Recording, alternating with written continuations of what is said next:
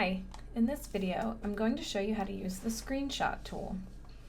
The screenshot icon looks like the cursor arrow over a square of dashed lines.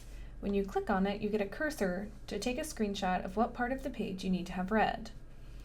You can also change the options by clicking on the arrow drop-down menu next to it.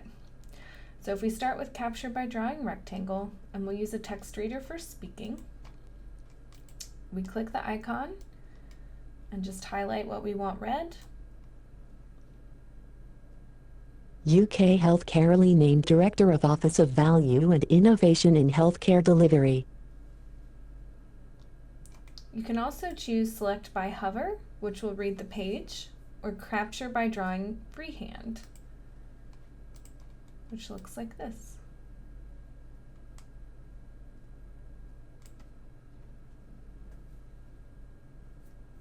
UK Healthcare named Director of Office of Value and Innovation in Healthcare Delivery.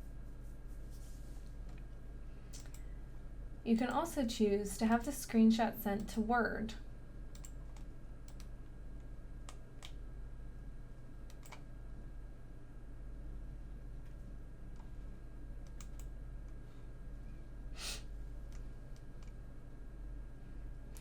You can also change some of the other settings in this tool with the screenshot reading options. You have the option to use the block highlighting or to have it just outline the word that you're reading. You can change the color of the block, you can change the color of the outline, and how thick the outline is.